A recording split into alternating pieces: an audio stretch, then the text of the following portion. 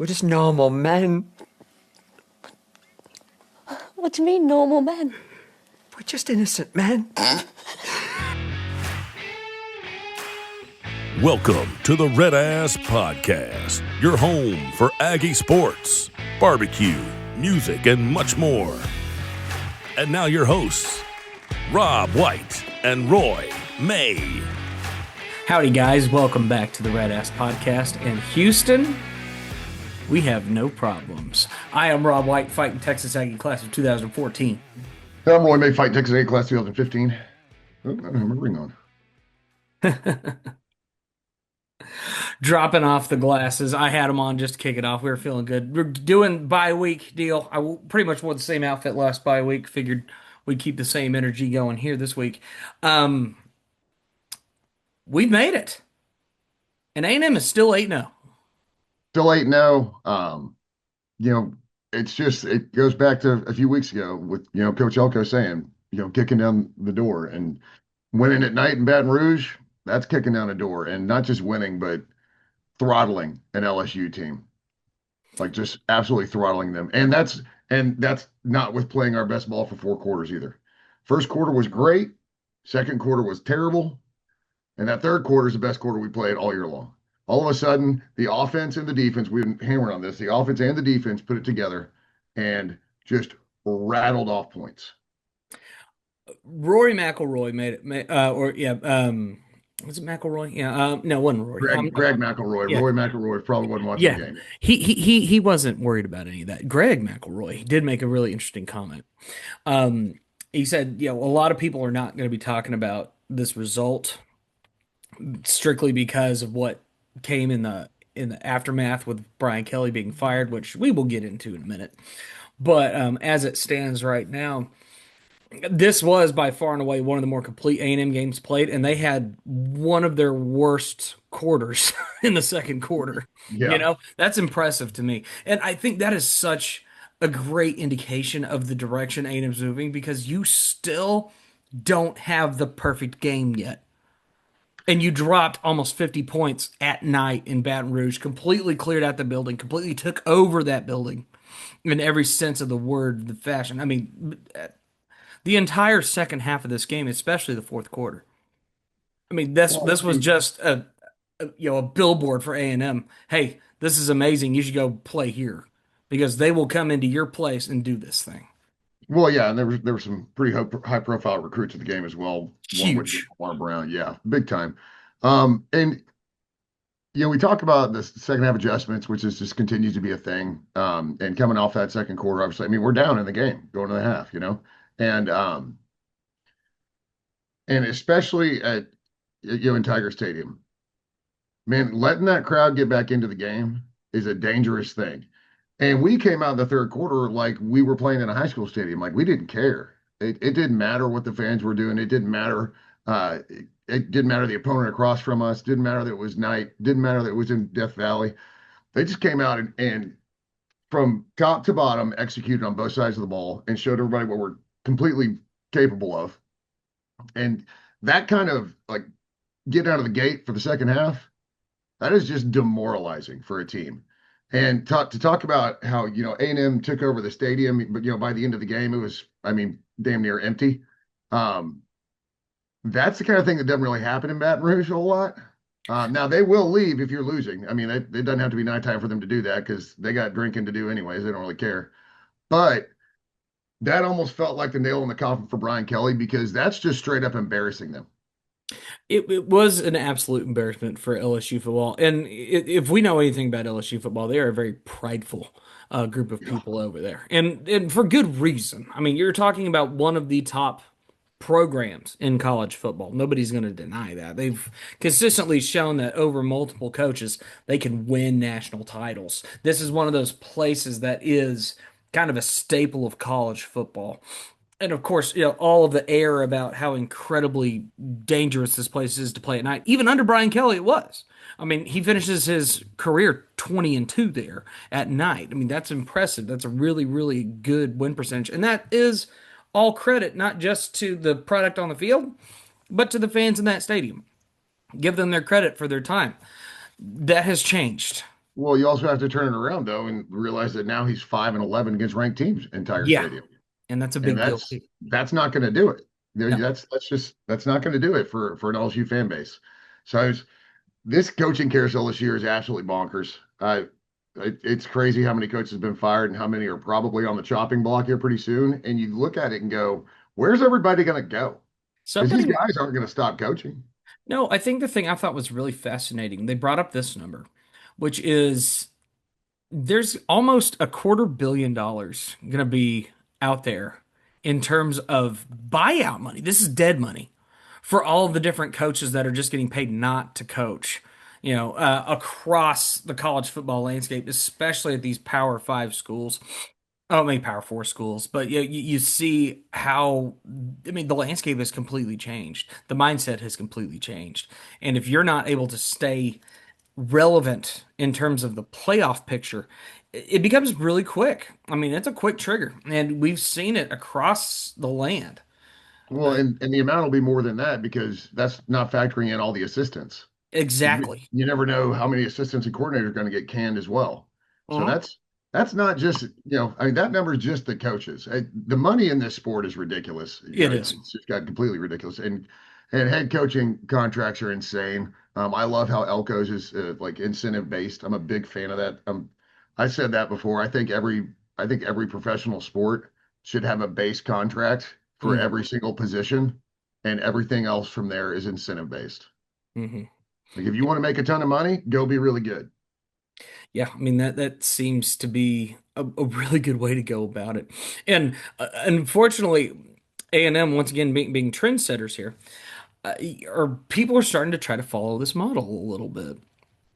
The Well, you know, it makes a ton more sense. There was a thread on the boards a dude was talking about like he's big into contracts and all this stuff, just talking about, you know, what he would offer Jimbo. And it wasn't like 100% done, but he had some ideas. He was talking about, with the guaranteed money being a big thing because of buyouts, incentive base, and there are triggers that trigger both like your salary raises, not just bonuses, but the next year your salary will raise if Mhm. this certain achievement is if you achieve this certain parameter.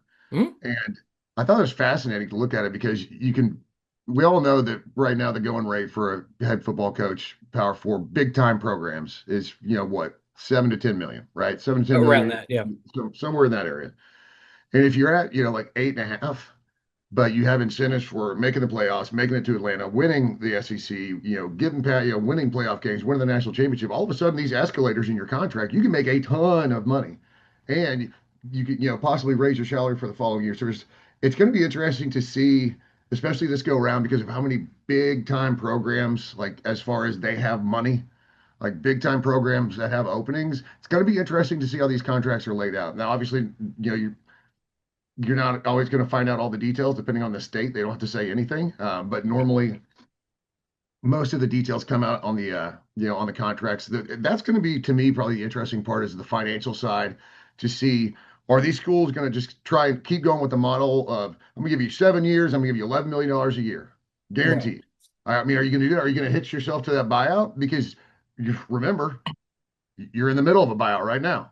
Generally, you can't a coach, you got 30 days to get it paid.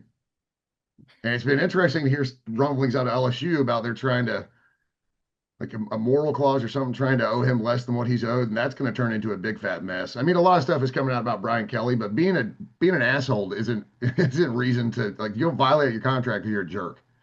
No, you don't, and that's very different from the way A&M kind of went about their buyout, right? I mean, we just went ahead and signed the check. Which, I mean, which at the end of the day, that's what you had to do with Jimbo Fisher. I mean, you gave him this absolute albatross of a contract.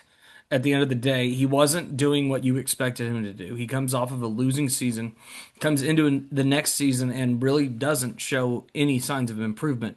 You No go out there, development at the player level, no no, improvement from a team level. It no, was no culture improvement. It was just yeah, same shit, different day. right. So you go out, you go ahead, pull the trigger, sign the check. Everybody looks at you like you're insane.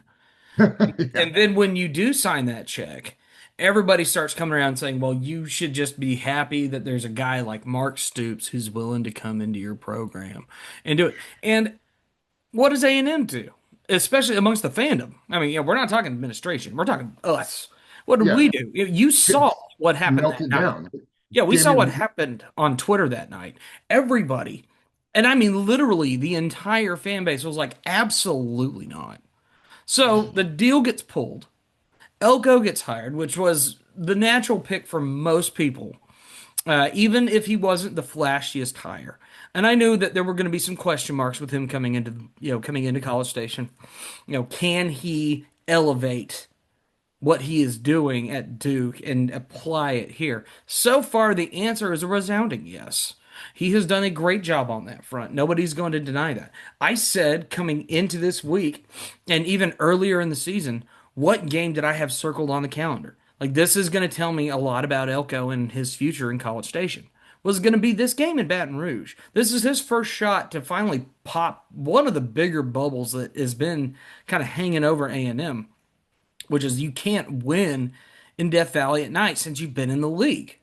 You lose every single one of those games. You lose in 13, you lose 16, 17, 19, 21, 23. You lose six in a row. You come out and you take care of your business. And it didn't look pretty at the beginning. Well, We you win six in a row, or you lose six in a row on the road, and you also lost home games in there too. Indeed. I mean, from 2012 through 2016 at home, you didn't win those games. It was a tough sledding stretch for A&M football when it came to LSU. And a lot of that came down to physicality. A lot of that came down to culture. A lot of that came down to coaching. We just struggled against LSU during that stretch. We have made those adjustments. We've made the right hires. We went and even picked up one of their guys in Tommy Moffitt, who we have talked about on this podcast before. I have been so thrilled with what he's been able to bring to the table. And there's probably not a happier member of the staff than Tommy Moffitt walking around on that field after the game, seeing that stadium. Oh, absolutely.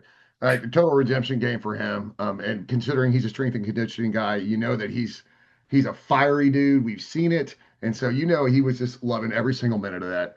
But you go back and you talk about, and it's not just LSU, right? Right. But LSU was a really good indicator that we were the have-nots in the SEC. We were in the SEC. We weren't the bottom rung on the ladder, but we were just kind of floating around in the middle. And it was, what was the narrative every year? We got to start beating the Mississippi schools if we want to start contending. And we weren't really beating the Mississippi schools, so we couldn't stand up to teams like LSU and Alabama and Georgia.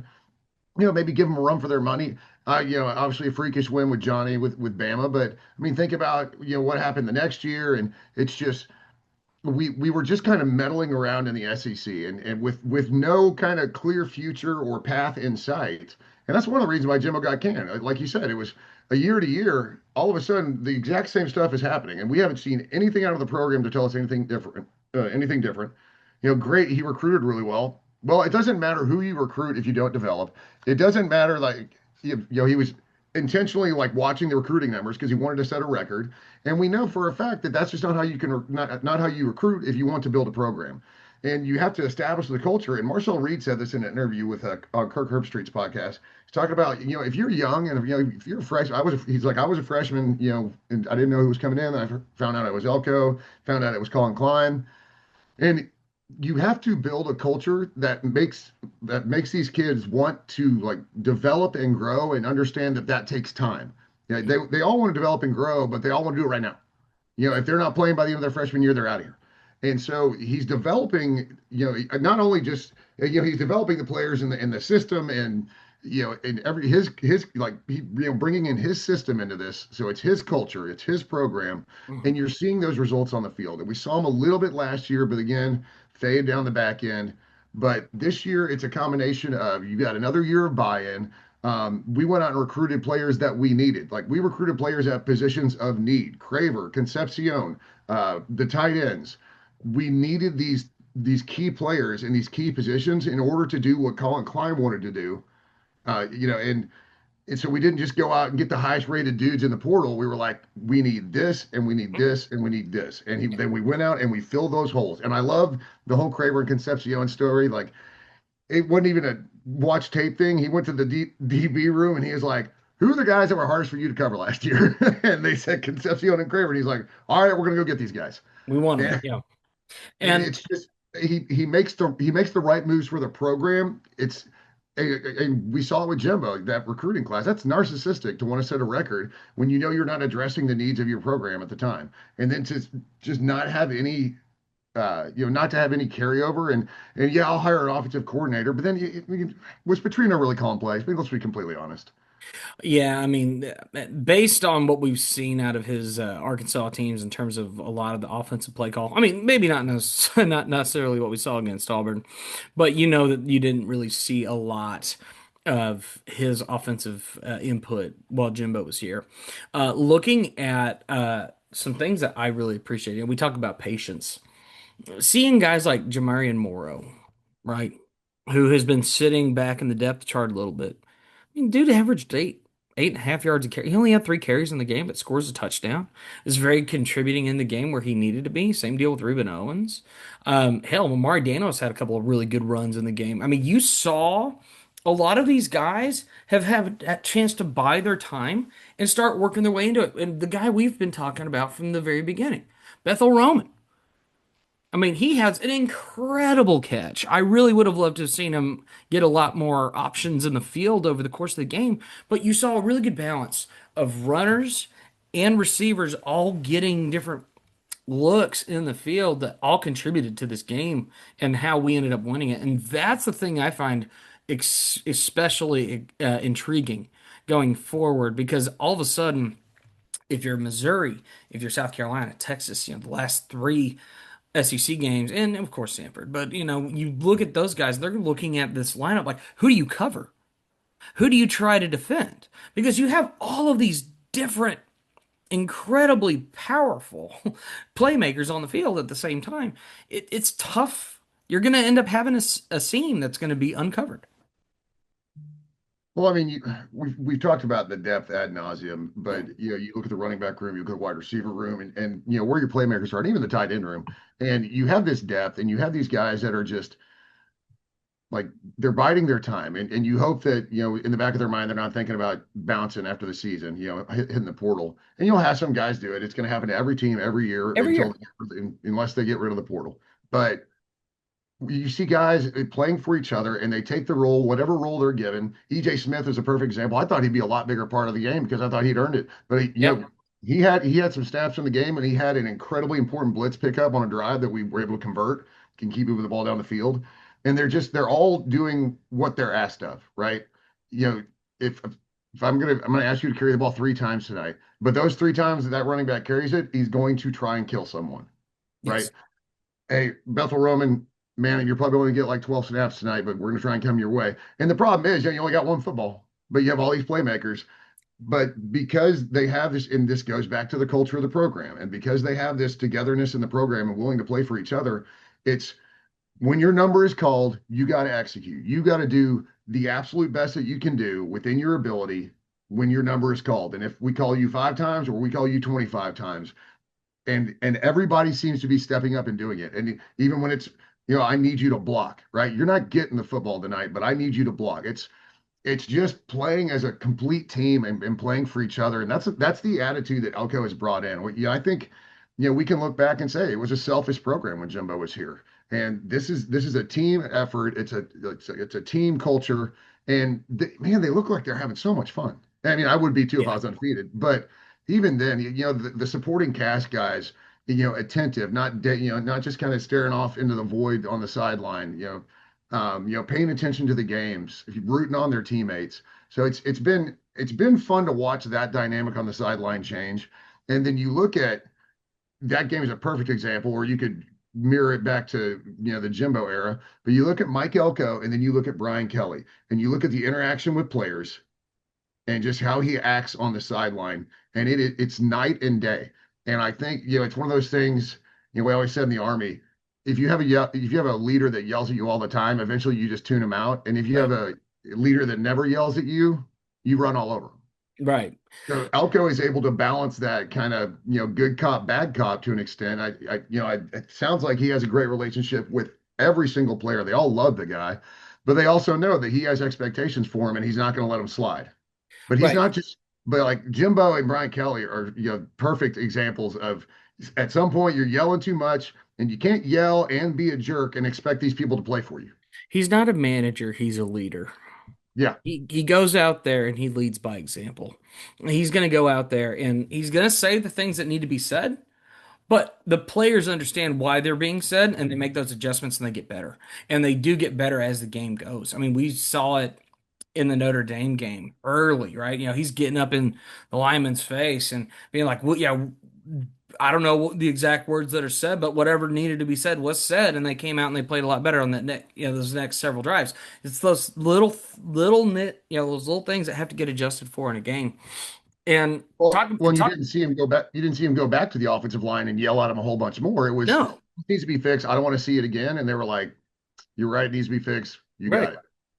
got it." Looking back just at this game, something to keep in mind that once again, turnovers in this game.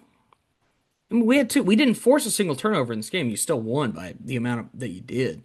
You just went out there and did your job when you had to and created those stops, created those opportunities, especially in the second half. It was beautiful to see. Well, talking about those turnovers, one of them that the interception in the back of the end zone, just absolutely terrible read.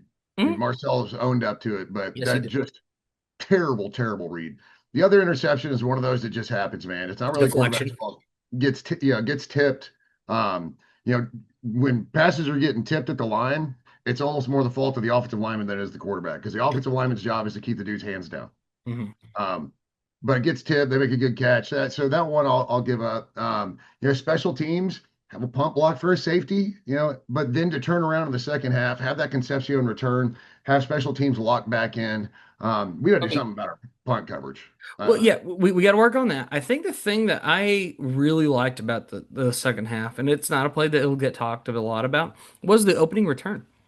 Opening return, I mean, that right there was a trendsetter for the rest of the second half. You don't break away and get the big touchdown run, but you get incredibly good field position, which then sets up your offense to go out there and do what they do.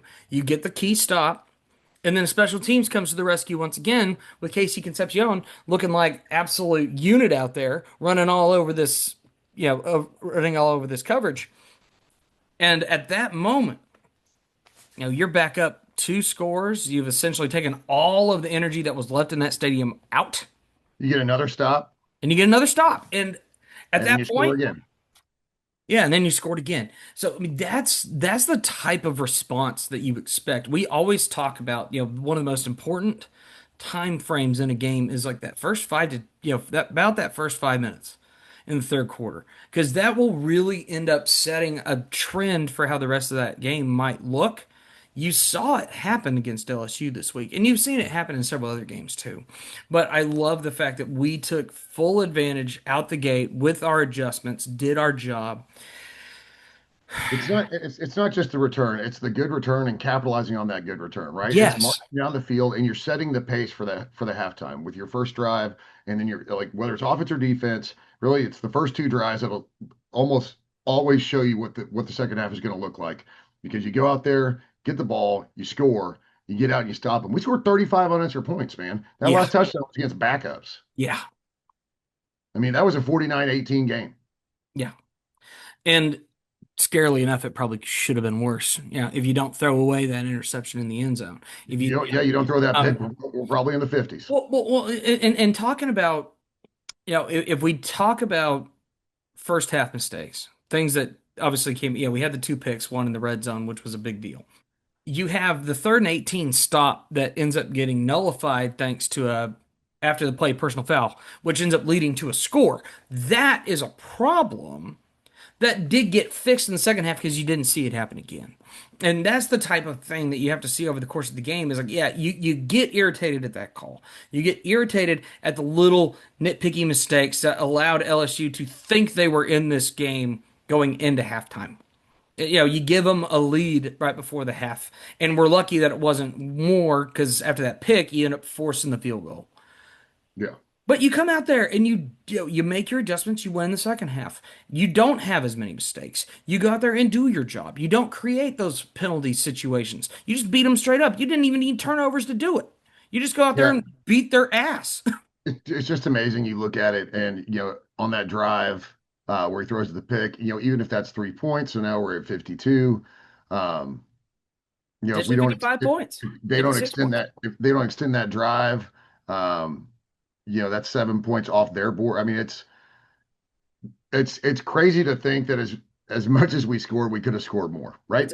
It was a stomp in every sense of the word. And now you've done your job at this point. We said, get through to the bye week. This is a critical bye week, and you've hit it. And man, what a crap slate of games. We'll get into that later. Yeah, we're going to get into The that. one weekend I don't have to be stressed. Like there's nothing to watch. No, Um, there's like one decent hate watch, and the rest of it's just going to be intrigue, but at best, and just a background noise at worst. You yeah. know, Yeah. For me, it's just now A&M has shown that they can win big games, right? And I get that LSU's, not not the team that we thought they were. Some people had them like ranked, number one preseason. Lee People don't. Corso had him as his national title pick. Yeah. So it's just they're obviously not the team we thought we were, but this happens every year in college football. People fall completely out of the rankings, and then people come out of nowhere and get ranked. But this is a team that they've shown they can win big, right? They've shown they can win games that they don't normally win, and now you're starting to look at which game is pivotal moving forward, right? Hmm. Out of the three conference games we have left, I think you can just take South Carolina and chalk it up. I do. They don't look good. Um, it's I, I can't imagine losing South Carolina at home. Missouri doesn't quite look like what we thought they were going to be before the season, right? They're still not a bad team. Well, Eli Drinkwitz's a good coach, but all of a sudden, this game, even though it's on the road, we get a 2:30 kick. I love 2:30 kicks on the road. Perfect. You're not having to play the early one, but you're not letting them get all liquored up and have the night game experience kind of thing. So I Mhm. love the 2:30 slot for the Missouri game. And then Sanford's your gimme. But then, the Texas game, what happens to Texas this weekend? They got Vandy. Vandy's coming to town. And if Vandy is who everybody thinks they are, like they should walk out of Austin with a win. Now all of a sudden, Texas doesn't look as daunting. Well, and looking at the backstretch of this schedule, I mean, it's crazy to consider, right? We have a realistic shot of winning these last four games. Absolutely. And had you said this at the beginning of the year, like what were we talking about at the beginning of the season? We were looking at this schedule and looking at how potentially daunting it was going to be. I mean, I sat here and told everybody at the gate, I said, this is Texas 8-4 again. A&M going to rock and roll and do their thing. Uh, but you're still going to lose some games you weren't supposed to lose to, because that's it. But that was my expectation of this team. You've had moments. You look at Auburn, you look at Arkansas. These are games that, yeah, were a lot closer than you would have loved them to be. But then you turn around and you win the important games in those important spots that everybody always expects you to lose. You've been winning those games. Now you have Missouri down to starting quarterback. It's on the road. We'll see how that one shakes. I like our chances in that game. South Absolutely. Carolina, yeah, I think they emptied the tank against Alabama this past week, and it still didn't get the job done. Now Man, you get they just let that thing slip away. That was right, unbelievable. and Had Bama meanwhile, on. yeah, meanwhile you have Sanford, whatever. Texas, the situation is very interesting over there, right? You have a team that should have lost these last 2 weeks and found a way to win. Good teams find ways to win games. They just do. That's one of the things that is unfortunately a reality. Now, the question now Yeah, but becomes, did Texas play with fire for too damn long, and do they get burned in these last four games? well, you look at their last two games and they found a way to win. Great, but they found a way to win against Kentucky and they found a way to win against Mississippi State. All right, on the road, I get it. No The cowbell weekend. thing I get. The cowbell thing I get. Like when you've never been in that environment, it is Yeah, a shock to the system. yeah, but Kentucky though, That one, man, that's a complete head scratcher. yeah, complete head scratcher. I mean, yeah, Kentucky played Ole Miss tough at home, all right, and they've played some other teams tough at home, but that means it's still Kentucky, and you're Texas, and you have this billion-dollar roster built up over here, and you're having to go to overtime with these guys. And frankly, lucky you didn't have to. I mean, you had to suffer that again the next week with Mississippi State. So You're lucky you don't have two back-to-back losses and completely unranked because you lost to two crappy teams. You're lucky that right, basically those teams gave those games away. yeah. So now you look ahead at Texas and you ask the question: do they end up having to stumble here on the back end of the stretch? And it's hard to say no, based on who's on that schedule. I mean, you got Vanderbilt at home, sure, That's going to be a tough game, and I would not shock me to see Vandy go in there and win by 10 right. points. It You got to wouldn't. go, yeah, you got to go to Athens, Yeah, that's for me that's foregone conclusion as a loss. right? But I will say one thing though, with Arch going down with a concussion, Steve Sarkisian may have just got bailed out You may have. because although we've seen this much out of that backup quarterback, he certainly looked better than Arch. And so Ironically, yes. Sark might have gotten bailed out by not having to bench Arch with him having a concussion. The problem is though, Texas still has that O line. Yeah. So at the end of the day, it doesn't matter how good that quarterback is if he doesn't have proper protection. And as you've said many times, Texas's defense is not the defense that we thought they were. And you're going to be going up against Vanderbilt in what is essentially a pick'em game this weekend. You're a 1.5 point favorite at home. Neutral site's going to say that Vanderbilt probably wins that game in a tight one, sure. But Vanderbilt's got momentum on their side too. You just got done with two big wins. You take down LSU. You take down ranked Missouri at home on game day. Big deal. A defensive slugfest, but you find a way to win that game, and you did it exactly where you needed to do it. You got Texas. Oh boy, that's a big game this week for Texas Well, and Vanderbilt. I think that's a big equalizer. One, Vandy proved that they can do a defensive like a slugfest. They can play Yeah, in a defensive game. Pavia doesn't have to carry them to victory by putting up 45 points. and he So didn't. they Yeah. proved they can do that. It's a little bit like A&M proving they can win in different ways. Yes. Pavia didn't have great numbers. I mean, it was a defensive slugfest. I mean, you kind of hit the nail on the head. So I mean, it's going to be the great equalizer, right? It's going to be Pavia versus that Texas defense Yeah. because Vandy defense, Texas offense. If we get the backup quarterback, I don't know what that offense looks like because I don't care if he's mobile, he's not going to be as fast as Arch Manning. Like Arch can scoot, man. I'm Yeah. No, Arch can give props scoot. where it's due. He can scoot. He's good at like he's got good vision when he runs. Um, but so no matter how mobile this guy is, I would be highly surprised if he could scoot like Arch, right? Because if he could scoot like Arch, he probably would have been in earlier, quite frankly. Yeah. So there's got to be some sort of severe drop off that Steve Sarkisian's seeing, or he's just being held hostage by the Manning family. One or the other. I don't know. Steve, blink twice. If Yeah. everything's okay. Let us know. Yeah, but that's going to be an interesting one. So it's what they've got Vandy at home, and then the next week is at I don't have their schedule in front of Yeah. me, Yeah. Okay. So what they have coming up, they have one more road game. The rest of them are going to be at home. They take Vanderbilt at home. They're on the road at Georgia. and they're done with their buys, right? Maybe. No, they have one more bye week right before, conveniently before they play Georgia on the road. They do get a bye week. So So next week is their bye week, and then they go yes, on the road to Georgia, and yeah. then Then they play Arkansas at home, and they get A&M at home. So Arkansas could be a sneaky game because I'm telling you that is an old rivalry, and Petrino will probably bring that up about the rivalry between Arkansas and Texas. So don't sleep on that game. If you're Texas, you can't sleep on that game because Taylor Green will light you up. well, and that's the other side of the coin now, is the other thing to consider. You get Arkansas, who is potentially, depending on how your defense plays, is going to give you a run. You probably win that game. I mean, if I Yeah. was picking that game today, I think Texas wins it because Arkansas just is that bad. They haven't found a way to win games yet.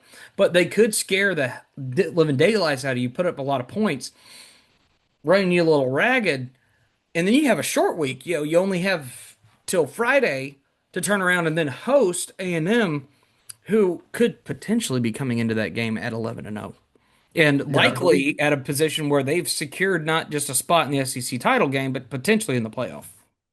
well, if you're 11-0 going into Austin, you're in the playoffs. Yes, Like it's literally a given. at this point, yes, it is, no question.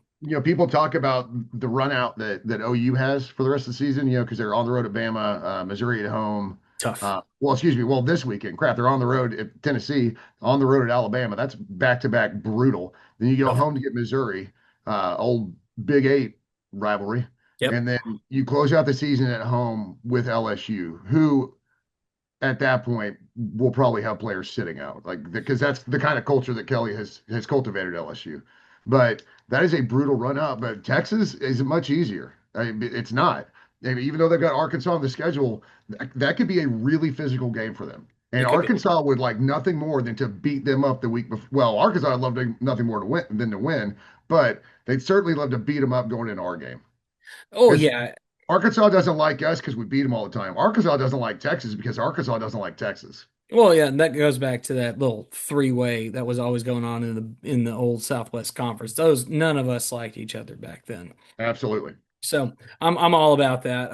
Regardless, yeah, this back third of the season for all of us now is going to be very intriguing to keep up with. It's just it's cool being in the conversation. So, Well, but A yeah, and and M. and as bad as this week's slate of games is, the matchups moving forward are fantastic. Oh, no question. I'm excited about it. There's a bunch of great games coming up in the SEC. Actually across all of college football. I mean, it's a fun time of the year. It always is. November is where a lot of teams are going to end up finding out who they are. Yeah, longest month of the season, really, because this is where a lot of those dominoes officially fall into place. Who's going to be in that conversation? Who's going to be those guys? Are you going to fade or are you going to shine? Right. So A&M, you're sitting at 8-0. You've got the best strength of record in the country. You have a first place vote in the AP poll. I don't know when the last time that happened was. No, we have multiple this week. Last week we had one. This week we had, I think, two or three. I think we had one this week. I thought it was multiple this week. Pretty sure it was one this week. But regardless, you're talking, you got votes in the AP poll. You got A&M largely, yeah, completely in the spotlight now because people are paying attention. They know now. When you go into Baton Rouge and do what you did, people are going to take notice, no matter how good or bad that LSU team is. Yeah, I'd be curious what the ratings were like for that game. Yeah, I don't know. Because I know it was, this is ABC. And shout out real quick to ABC for their broadcast of this football game, taking the time to show the crowd, to highlight what was going on in that stadium, and understanding the implications of just how big of a win this was for our program. Yeah, the post game celebration stuff, that was fantastic. Amazing. It's just like a free commercial for us, pretty much. I It mean, was. it's what it was. But yeah, so looking like moving forward, we kind of talked about the games themselves. Let's talk about an individual. Let's talk about Marcel Reed for Heisman. Mm, So right now, depending on where you're looking, I've seen kind of all over the place, but let's say it is plus 600 mm. because that seems to be pretty much hovering somewhere around that number. Um, are you right now? If I gave you $100, would you put it down? You have to put it down on somebody to win the Heisman. Would you take the long shot of Marcel Reed to win the Heisman? Because you got Mendoza at 325, Simpson's at 400, Sainz at 400. So it's a long shot, but would you take it? And if so, what game is his Heisman moment? It's hard for me right now to give it to Marcel. Just because, I mean, you've seen over the course of the game, a lot of what he does is team oriented. He is very good with his legs on the ground. He's not the most accomplished passer still. I mean, he's had some great games. He was a little over 50% in this last game. Right, but put together 300 yards and what, four touchdowns? Accounted for four It's touchdowns? excellent. It's excellent Through from, two, yeah, through two, ran two. yeah. I might put money on him to be there, to be in New York. I can put money down on that. I have a hard time putting him over. I definitely think he's better than. I think he's got better shot than Diego Pavia. I think he's got, but Same. Fernando Mendoza. God, that guy has been crushing. And honestly, Ty Simpson at Alabama has been so good. Yeah, he had a rough game compared to what he's had in the past against South Carolina, but I think he corrects that. I don't know. See, my thought is if we go on the road to Missouri and Marcel can put up some numbers, get closer to like 350 total offense. Yeah, I'm not really worried about his completion percentage relative to sure. the height. If he's creating 4 and 5 touchdowns a game, I'll take that every day. If he's gonna have a Heisman moment, it's gonna come in Austin, I think. Yeah, but I think he can lay a lot of groundwork in Columbia because He could. it's a road game in the SEC. Missouri should still be ranked, I believe. I I think mean, I that think at least at this minute they are. yeah, I mean, it'd be tight. I don't know what I don't know who Missouri has this week. Let me look it up real quick. Yeah, I haven't looked at Missouri's schedule. So Missouri's got Are they on a oh, bye? they're on a bye with us. Okay, so they don't have anybody this week. So Um, they'll remain ranked. yeah, they won't move. They're what 19th now. All right, Um, so back to back ranked road games for A&M with a bye in the middle. yeah, and I think if you can go to Missouri and have the same kind of A you know similar game. point differential, same kind of game. Go create 4 touchdowns in one on one, running or passing. I don't care. Um, Limit your turnovers, but other than that, put up video game numbers against South Carolina because still an SEC opponent, right? right? Obviously, play a half against Sanford. Yeah, Um, I don't that anticipate it. was one complaint I did have. We were up really big, and he was still in the game, and like we need to protect him. Like I get that. we have a backup quarterback, and we're up by a lot. Right. Play him. Although I understand wanting to continue to play complete games, especially in the SEC, I understand that it's and the environment at that point wasn't a factor. Yeah, you probably could have put backups in for key At, experience, no at question. about 7 minutes left, we should have been like offensive backups. That would have been nice. Yeah. I want to protect those guys, Concepcion and Craver, all those. Like, I just let Yeah, the backups play. Let's protect these guys. Um, so that's like my one nitpick, just about kind of management of the game from an L standpoint. But but yeah, I just if you can go to Missouri and do the same thing, and then South Carolina be done playing by the end of the third quarter, yeah, um, play a half against Sanford, your Heisman moment comes in Austin. I think so. I think That's where I Missouri is think. where Missouri and South Carolina, you build the groundwork, and you have to go to Austin and you need to smash them. Yeah, and I think that's what it's going to come down to. It's like, can you go into Austin? Can you put up video game numbers in Austin? And I was talking about this with my buddy James, who has a question whenever we get our questions here in a bit that I think you'll appreciate. But we were talking about it. Like, do you think like an LSU team, based on what we saw, beats Texas in Baton Rouge that night? It's tough for me to say at this stage. But if you take this Texas team as we've seen them and the issues that we know that they have, I think if you can contain them in the special teams game, don't allow for big returns. That's gonna be a I big would stop. I wouldn't punt to them. I wouldn't punt to him either. And if you're going to, sky those things nice and high, make them have to fair catch it. Yeah. Don't give them an opportunity to return the ball. If you can basically take that aspect out of that game against Texas, the prospect becomes way less daunting. Plus, on top of that, we're talking about a situation where there's going to be a lot of Aggies in Austin, whether people like it or not. There's going to be a ton of Aggies at that game. Oh, without a doubt. Yeah, so I mean, I'm not saying it's gonna be a full on, Kyle Field West situation, but there will be enough Aggies in there to make a difference, like we saw in Baton Rouge. Yeah. Yeah, I'm So looking back just at some schedules real quick. Just relative to the Heisman. yeah, And so you've got was it Mendoza at Indiana? yeah, So he's the leader in the clubhouse right now. As far or not in the clubhouse, but he's the leader as far as Heisman odds right now. Man, Indiana, I got anybody left. Penn State on the road, Wisconsin at home, Purdue on the road. That's, I mean, that's a nothing schedule. I mean, so he's probably going to put up video game numbers. So you'd be surprised. Now, if Indiana finds a way to drop one of those games, see, this is the other thing we always have to factor in with Heisman, right? hmm They always air towards the teams with better records as well. Like also that, yeah, if you're the quarterback with of an undefeated team, you probably in one of the Power Four conferences, chances are you're going to New York, and if not, it's close. yeah, Um, you're well within the conversation, no question. yeah. Then you look at Ohio State, all they have left on the road to Purdue, home to UCLA, home to Rutgers, on the road to Michigan. That Michigan game is always tricky. It is. It Rivalries are really is. tricky. It Yeah, has been lately. But again, so now you got Julian Sands got nothing left. Alabama's running. They've still got the Iron Bowl, but that's not going to really matter. Oh crap, who does Alabama have left? Hold on a second. yeah, you're fine. So yeah, Alabama's football schedule. Let's see. So they've got LSU coming up.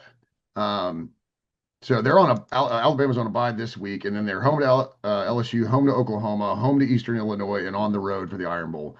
So I think it'll be tough for Marcel to get to New York, just because those guys are already, kind of odds bet ahead of him, but they're close. If you can go rack up some video game numbers, I don't think it's out of the question because it's a ranked Missouri team. It's another SEC team in South Carolina. And then, he'll rack up stats probably against Stanford. Probably not as many as we think because he'll get pulled early or something like that. But Texas is where you got to do it. If you want to go to Yep. New York, man, you go to Austin and you put on a freaking show. Yep. And then, we'll see what shakes after that. But just a lot to be excited about right now. You obviously were very happy with the direction things are moving. The question just becomes, can you close? Can you close this season out, do it the right way, and put yourself in a Yeah. position? Yeah, and that would be destroying, one more of those Texas A&M narratives, how we fade, at the end of the season. Yep. Take this bye week to get right, man.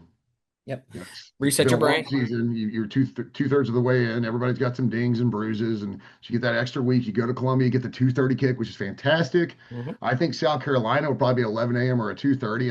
I mean, we're doing well. So depending on what network that's, if it's on the SEC network, I could see us getting the 6:30 kick just to give it to us because you kind of earn. So looking at A&M's football like online, it's saying 2:30 for Missouri. It says early for South Carolina. So it'll either be 11 a.m. or 2:30. 11:30, depending on Yes. what SEC network thing maybe, but it'll be an early game. Yeah, and Sanford, who knows? It could be 11 a.m. or it could be that like weird That one's 5:30 11. kick. Like, That one's 11 a.m. oh, it's already announced it's Yeah. 11. It's or it's that or it's like that weird Right. 5:30 slot that they have on the Right. plus. Plus, you'll get the night game because it'll be a night game in Austin. Oh That's the way, gosh, yes. that's the way it's set right now. So, Friday night for that game. So, plenty to look forward to on that. It's just Yeah, fun, man. Just enjoy yeah, it. I mean, we have a good football team. That enjoy is it. a factual statement. We have a good football team. Now it's time to kick down one more door and not fade in the back end of the schedule. That's all we can ask for. Let's jump into our picks from this past week. Okay, I went 3-2. You went 4-1. We were pretty similar. So Vandy beat Mizzou. We both called that. BYU went on the road and beat Iowa State. I can't figure out what to make of BYU. They were ranked 11th. Then they went on the road to Iowa State, but they were 2.5 point dogs. Like I I don't don't think think I I don't don't think think anybody people knows. well because nobody's watching them. I think that's part of the problem. Like nobody's paying any attention to BYU, so they really have nothing for them. That's fair. UCLA at Indiana. We picked the spread on this, and man, were we wrong. Okay, Indiana.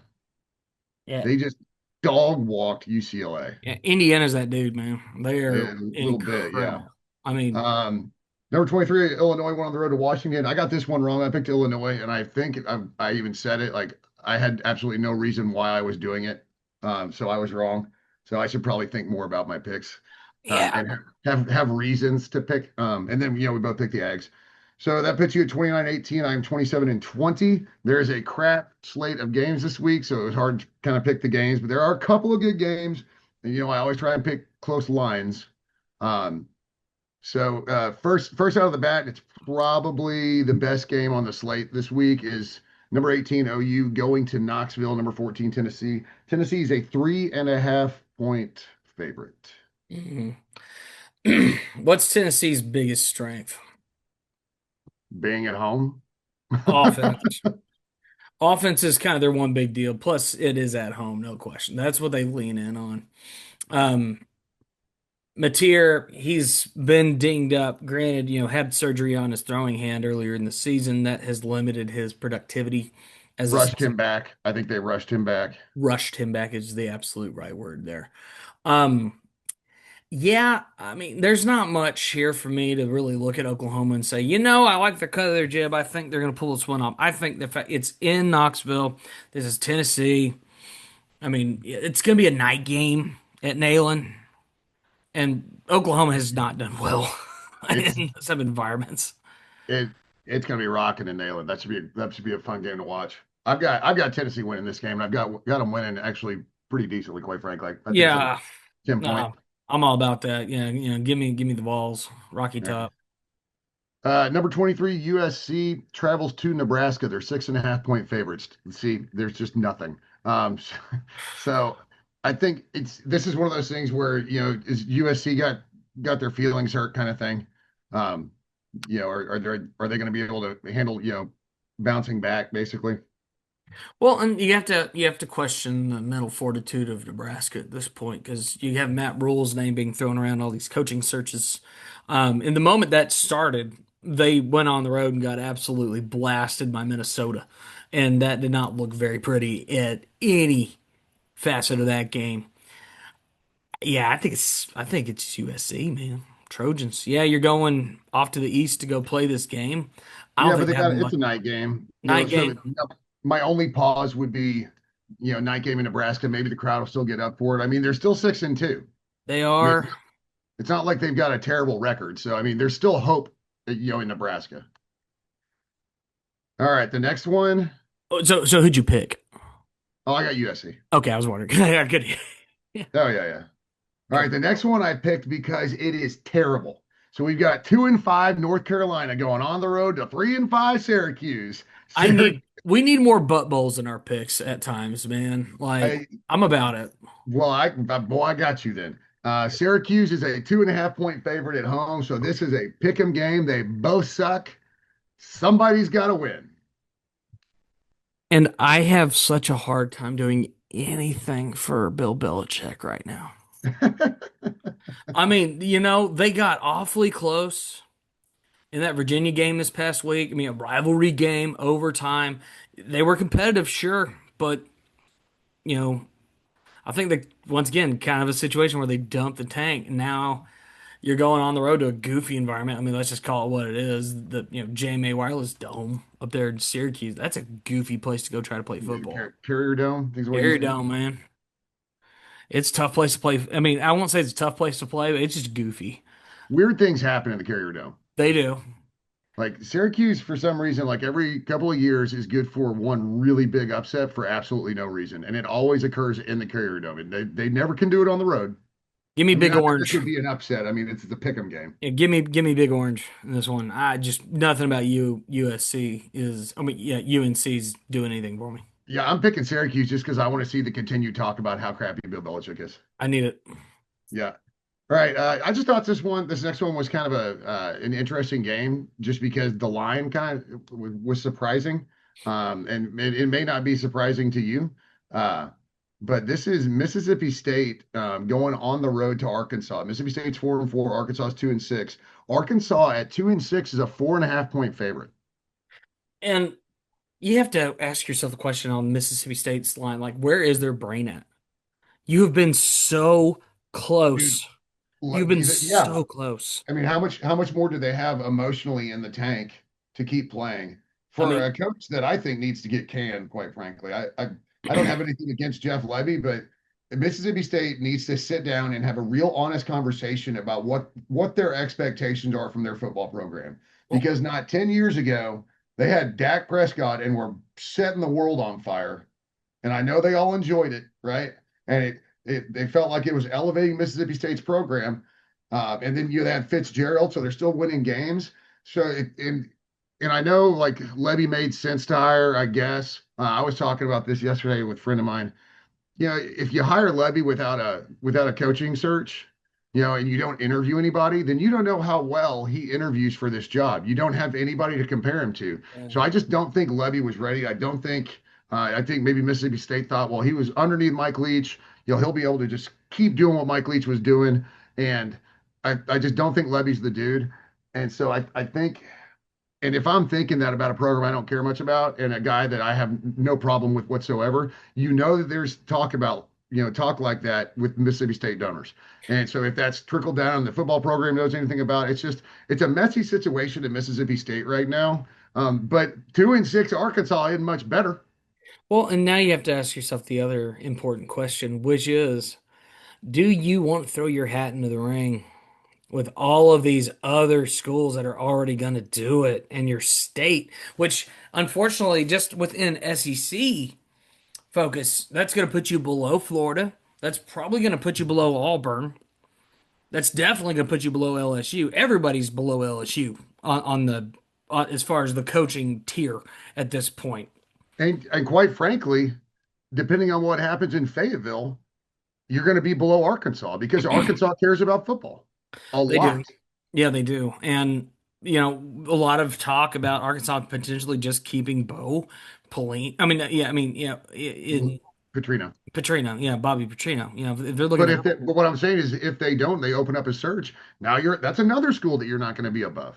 right. And I that's mean, a tough sled.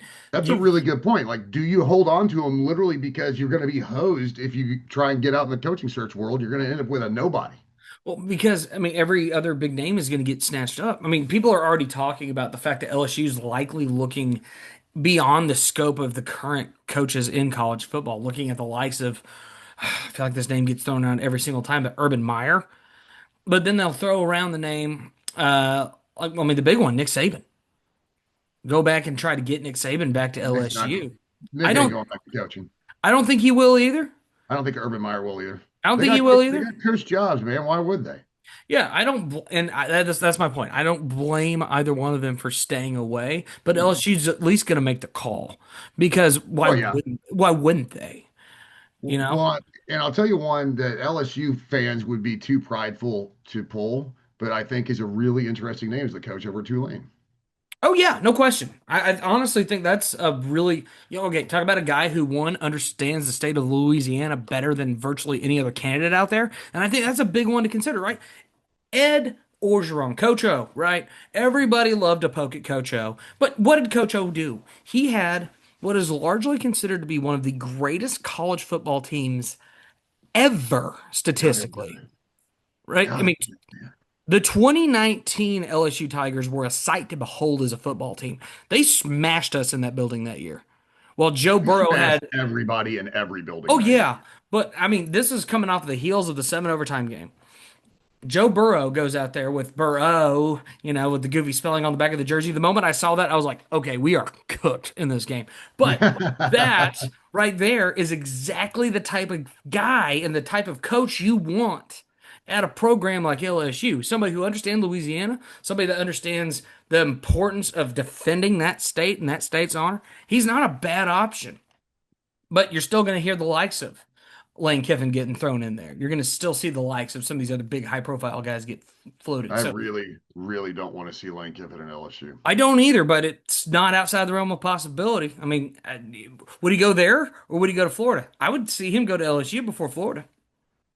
All right, we went way down a rabbit hole. We Mississippi did, State, but Arkansas, let's pick the Arkansas. game real quick. So if we're Yeah, looking at this game, Arkansas, man, they have been very close in games. I'm looking at Mississippi State right now, just in their last four, right? You lose to Tennessee in overtime.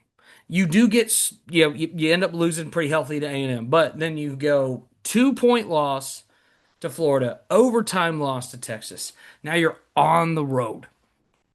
You're on the road at Arkansas, and that's a very good offense. It's kind of a whatever defense. This is an intriguing kind of butt bowl in its own little way. So I mean, you got an Arkansas team that to start the year flew out of the gate against nobodies. They're close on the road at Ole Miss. They lose a squeaker to Memphis. Notre Dame blows their doors off, but tight with Tennessee, tight with us, tight with Arkansas. How much bandwidth are they still? I mean, they're still fighting. Even different coach. yeah, Same fight. I I'm going to take Arkansas in this game. I know they're 2-6, but I I Taylon Green's a dude, man. He's just absolutely a dude. And Mississippi State has shown that they can throw games away with the best of them. So I'm taking Arkansas on this one at home. If I had to bet on the line, I don't know that I would. This might be a tight game, but I'll take Arkansas to beat Mississippi State. my problem with this game is simply the fact that Mississippi State cannot close the deal. Yeah. They don't know how to do it. They can't finish a game with a win. They just can't do it in the SEC. They haven't done it all year. You take care of your business against Arizona State early, sure, but that was months ago at this Yeah. point. I hate when people refer to these old games at the beginning of the season. That is not representative of who this team is now. Yeah, bro. A game before Labor Day, it's not the same team. Not even close to the same team. Arkansas, yeah, I think they got unlucky, and there were some bad mistakes, especially in that fourth quarter against Auburn. I mean, what, like three picks, like four turnovers. It was bad. It was not very good. I don't think they have those same mistakes against Mississippi State. Give me the Hogs. Same.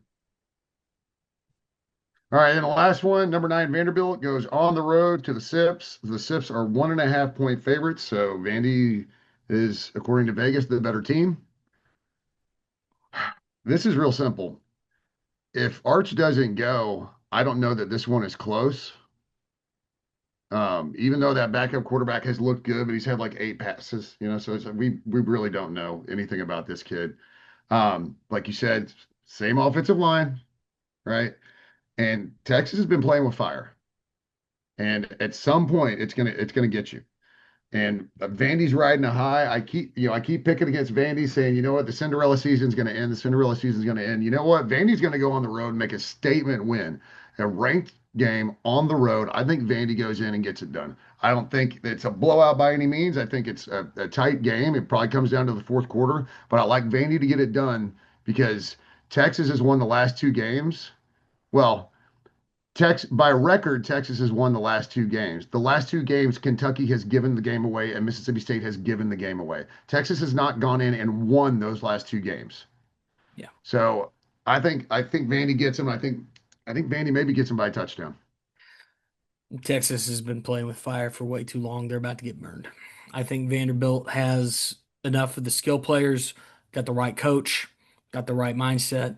They know what's at stake. Yeah, it's an 11 o'clock kick in Austin. Everything's kind of stacking up against you on that front and all that fun jazz. But I think at the end of the day, I really, really like what Vanderbilt's been doing, being able to compete in various different styles of games, winning shootouts, winning defensive slugfests, and I don't think they are scared of Texas in any way, shape, or form. I like Vanderbilt. You know what? I got to be honest. I love it being an 11 a.m. game. That wine and cheese crowd at Texas does not do well with 11 a.m. games. I mean, they might prove me wrong because it's a ranked opponent, but I don't know, man. That Vanderbilt can maybe pop on them early, and just kind of send a little shockwave to their system. I'm watching the game. That's for damn sure. Yeah, no question about hate it. hate watching that game. Yeah, that is at the top of my hate watch list. Excited about it. Okay, we have a few questions that we're gonna All try right. to slam through here. Yeah, for a So bye week, we're running kind of long. yeah, yeah. Well, we had plenty to talk about with that LSU game, so that doesn't That's true. hurt. Well, and Kelly getting fired, and Also with that, yeah. So anyway, we're gonna get this thing rolling. All right, from my buddy Andrew Waters. He's a photographer up in Lubbock. So you can gauge his loyalties there. He said, Robert, will the universe allow for the Aggies to win more than 8 games this season? What will the consequences of that being on society? Well, I'll tell you this much, buddy. The consequences on society are you're going to see a lot of very obnoxious people online beating their chest, and rightfully so. Because we have been told time and time again, you never are going to sniff a national title. You guys don't belong in these positions. You are Texas 8-4 until the end of time. yeah, We're that's going to yeah. I respond mean, accordingly. that's been the narrative, right? Mediocrity and perpetuity, right? Hmm. Um, I'll tell you right now, we get to 11 or 12 wins. Look, if we win the national championship, you have no idea the storm coming on social media. We will be absolutely the most obnoxious human beings on the planet. But I think the reality is, so we're already at 9 wins, right? Because you chalk Sanford up, man. You have to. This isn't the team that goes and loses to an App State. They're not going to lose to Sanford. You got South Carolina, so now you're at 10, right? I think Missouri is absolutely gettable. You're at 11. Texas, crazy game, night game, rivalry, toss up. Maybe you go 11-1. 11-1, depending on a couple of other things shake out, that puts you in Atlanta. Well, and once you make it to Atlanta, then yeah, you can start making some, assumptions about how good this team really is because you finally can answer that major question that people are going to have about A&M. Because whether we're playing Alabama, Georgia, potentially Ole Miss, depending on how all these schedules shake out, if A&M goes into Atlanta and does the thing, wins the game, You can throw all of that out the window because the one running gag on A&M this season has been they haven't played anybody. Strength of record says otherwise, but you haven't played anybody. Well, you have a chance to go out there and do it, and that's of course crossing that bridge when we get to it. But yeah, there's gonna be some narratives that are gonna get kicked around and obnoxious Aggies everywhere you go. Yep, absolutely. But Yep. hey, yeah, just prepare yourself. Yeah, prepare yourself if A&M continues to win. That's all I'm going to say. Garrett Smith asks, question: If you don't like, I mean, question: If I don't like our fans doing the Jersey chant, does that make me an old man yelling at a cloud? Yes, it does. Yes, Get absolutely. off But of your high horse, Garrett. I mean, I love you. I mean, I get being a little upset about it just because it's the whole being profane with, but We walk into a stadium every other year where they say, "Suck that tiger dick, bitch." I don't care. I don't care anymore. I have officially eclipsed a point at this stage of my fandom that it's pretty much, yeah, if you ain't in my jersey, I I completely mean, agree with that thought process on the field. And that's the way we should play. And that's our thought process. yeah, I mean, I'm okay with being angry about it. But but if you're angry about booing, then yes, you are an old man. I highly advise booing. Yeah, it's far more effective. I mean, we've seen it time and time again. Feel free to like hiss the little thing, like obviously most of the time, whenever it comes to our hissing, who's it normally directed at? The team coming out onto the field to play us, right? If it's an official, Boo. let them hear it because otherwise Boo. they're just gonna be SEC like, officiating. Boo. Boo. yeah, you gotta let them know, right? All right. Boo. Get the breaker. Okay. Boo. Boo. David Madron on X had a question. He said, "Does Moffitt get an extension done soon?" God, I hope so. Oh man, they should have done it yesterday. They should have had an extension ready for him to sign in the locker room after the LSU game. And Yeah. we win that game and we're like, you know what? Since you're so happy, how about we extend you? That dude, yes, lock him down, do whatever you got to do. Make him the highest paid strength and conditioning coordinator in the land. I don't care. I mean, he might be. I don't know. Buy him a mansion out in Milliken. I don't care. Do something. I will be his realtor. Yeah, we'll take care of it. We love him. Keep him here. Yeah, gotta keep him. All right, we're gonna wrap up questions with two food related questions. Oh, And I'm very happy we got these. All right, so from Jive Coach G, he asks, "What is your favorite fall soup? Etouffee, gumbo, tomato, potato, chili? Recipe included would also be appreciated." From Roy. Um, so I made gumbo on Saturday. It was the first time I've ever tried to make like authentic from scratch gumbo. It was chicken sausage and shrimp gumbo. So it was all three, right? Hmm? Holy crap, man. Unbelievable. Like so good. And this was a recipe that I found, right? This wasn't like Right. I just made it up. So, but found this recipe online. Unbelievable gumbo. But my favorite thing in the fall is probably my chili. I've got a chili recipe that I love. Um, and so yeah, hit me up, send me a DM and I'll send you the recipe for my chili. It's not like a secret or anything. Okay. It's a lot of work though. I will say it's a lot of work. All right, I'm gonna ask a question point two on this one. Do we do beans in our chili? I do not. I don't do beans and chili, Nope. but I don't care if you do. Yeah, That's fair. that's kind of how I am. And if I were having a bunch of people over to make chili and like sit down for dinner, I would probably have a pot of beans on the side if they wanted to add beans to their chili. And that's the way you do it, right? Like if you want to add beans to your chili, you're welcome to, but I will serve the chili As as yeah, chili. well, and Not and I chili would say beans, chili. it's probably actually not even chili is my favorite. It's chili Frito pie. So Yeah, layer of Fritos, layer of white rice, chili. chili, Yeah. cheese, Cheese. a Because you little can never go shredded wrong cheese, with cheese. a Never go little wrong with cheese. shredded sharp cheddar. Okay. And the final question. This is from my buddy James Davis. He asks, question for the pod. It's been a while since we've had a food question, so what is your Mount Rushmore of food? Either cuisine or individual dishes. So if you did four cuisines or four dishes, which route do we want to go? We can do both. We can do All both right, right quick. then we do both. Um, so Italian and barbecue are absolutely no brainers. Uh, Authentic Mexican food, not Tex-Mex. I like authentic over. I love Tex-Mex. I'll eat the crap out of it. Hmm? And German. Ooh, I love German food. fair enough. Huge German food. Prefer Puffest. Mm. Good stuff. All right, cool. Want to do Um, cuisines? so from yeah, Actual dishes? all right, so I'll do my cuisines. Oh yeah. Yeah, Do so your I'll do my cuisines. So I'm right there with you. I am Italian number one, no question. God, Italian food is amazing. I love it. yeah. You know what's honestly way up my list is like hibachi, Oh, Japanese. dude, I'm right there with you. I love it. Oh, I said that one's way up the list for me too. You know, I do appreciate. Yeah, I'll throw barbecue in there. I'll definitely throw barbecue in there. Well, I think it's Especially just because the expanse of it. I'm not just yeah, saying brisket. It's all of right. it. Yeah, no, all of what barbecue is in the United States, love it. Um, yeah, and man, for my last one, I mean, I'm kind of an Americana guy, man. I love a good cheeseburger, man. That's fair. I'm a big fan of a good. If I could go around and just like rate cheeseburgers, that's what I would do because I love a good cheeseburger.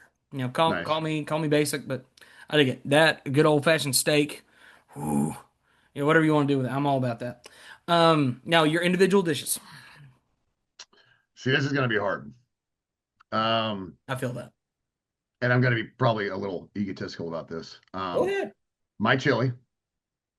Um, Let me think. My pasta with my homemade pasta sauce, my red sauce. When I add in some hot Italian sausage with it, some fresh grated Parmigiano Reggiano. Um, Man, this is tough. My mom, so it's not a dish, it's a meal. She makes homemade potato salad and she does barbecue. And she like alters her, she makes kind of a different kind of barbecue beans and barbecue sausage. But like that meal is like, that's the kind of meal that brings back memories kind of thing. Right. Um, That ratatouille scene where he takes yeah, the bite and then straight up. Yeah, yeah. straight up, dude. Um, and then, and I've done this as well. So it's like one of my favorite dishes, but I've done it and well, is beef Wellington. Oh, good one. Yeah, it's expensive to make, but Mm-hmm. yeah, Worth it. I've done a lot of really intense cooking over the last year and a half or so. Have fun with it. It's been fun. Yeah. Um, my mother's. I'll tell you what. My mom's Alfredo sauce with pasta. Oh, incredible! And I'll show you the backstory on that at some point later. But basically, they acquired this recipe for this Alfredo sauce, and it's amazing. Um, that combined with a steak and some green beans is one of my favorite dishes that we do at my parents' house because my dad's steak plus that pasta is just to die for. Absolutely to die for. I mean, a really, really good thin crust pizza goes hard for me because I love it when it's crispy. I can take a bite of it. I got plenty of the good flavor. The thing holds together. It doesn't completely fall apart. Yeah, it was tough for me not to put pizza on there. And I'm gonna I'm a do it. I'm a certified pizza slut. I said I will do it, and I know that it's Italian kind of encapsulates pizza, so that I'm gonna allow that. I know it's technically a separation. There's a lot of little nuances to that, but I will stand upon that. Oh yeah, and then for the fourth one, that's tough for me. Surprised you're not going with a cheeseburger. What about to say, and if I had to pick one, man, oh man, you know, I do love a good Dixie chicken cheeseburger. I mean, just a good Dixie chicken cheeseburger hits at the right time for me. It I just went to chicken, does. went to chicken oil the other day. It was fantastic. I went to Chicken Oil for lunch. It was delicious. I because we're getting ready to hit a big Midwest run. I'll talk about it in a minute. But whenever we got to rolling on that, I mean, I went to lunch today because I needed to sneak in a chicken burger before I left, and I did, and it was I actually went to copy today. so good. Coffee Bridge is a great burger too. I'm not gonna turn my nose up to it at all. All right, well, let's get into this Midwestern thing. Is that it Yeah. for, So Midwest, we are is that it hitting. for questions? That's it for questions. We're Okay. done. Yeah. Um, Wait. So we are hitting the road this week. I will be coming at you guys live for our podcast probably next Tuesday. if we can swing it. From the Lake of the Ozarks, we're going to be hitting Milwaukee, Minneapolis, and Chicago this weekend with Randall King. Rolling around, not even in a van because the van is out of commission. We are rolling in two vehicles Oh, through the Midwest, going all the way up that direction. We're going to come back down into Missouri, chill out for a few days, do a little fishing, goof off at the lake down there, just chill out. Then we're heading to Wichita, heading to Des Moines. We will be in Columbia, Missouri for this day A&M is playing in Missouri, which is hilarious that the schedule worked out that way. And on top of that, with it being a 2:30 game, perfect. We can sit here, sound check, check out the game while it's going on, wait for the game to get over, and then we get the post game crowd. Hopefully, they're all kind of sad. That would make my day all the better. But I will wear maroon on stage. I'm not gonna sit here and instigate the fine folks because I want them to be fans of us. But I will that's wear fair. some. I'll wear some A&M gear. I mean, I'll bring my Dixie Chicken hat. I'll just rock that one on stage, and we'll call that Yeah, you should put a post on Texags on the football forum. Be like, hey, if you're going to Missouri, right. Hey, y'all come check out my band, yeah, please. Actually, that's really not a bad idea. Maybe I'll do that here in a little bit. God, I I'm the haven't. I'm the I'm the dude that came up with baseball Old Sarge. We've already been down that rabbit hole. I'm not going to go back to Texas and talk about that again. Waste of time and effort because you're just out here crying like a baby, and we're like, well, get over it. Anyway, it's a long time ago. Not worried about it anymore. Life's good and great. And guess what? He's still here, ain't going nowhere. Be sure to follow us on our socials. That's gonna be Rob the Slapper on both Instagram and X. Of course, Roy May 15 on X, as well as Roy May Jr. on Instagram. Be sure to follow the Red Ass Podcast. Be sure to like, comment, subscribe if you're on YouTube. Hit that little bell icon. Let us know that, so we can notify you when we upload. We're going on Tuesday this week. We'll go on Tuesday next week. Hell, we may just keep it on Tuesday. We'll see how our little stretch rolls. We've been recording on Thursdays just because our schedule worked out that way. But if we can make Tuesdays work, I'm all about it. So we will be kind of gearing up for that as we get into this back stretch of the Oh, season. You know, looks like he froze right at the end too. well, that's good. At Oh least no. that's it. It froze for you. Now it froze with you on my end. So I guess that is the podcast gods telling us that we went too long. We thank y'all so much for catching up with us. I am Rob White. This is Roy May. We're the Red Ass Podcast. Take care and beat the ever living hell out of the bye week. We'll see y'all next week. Gig 'em.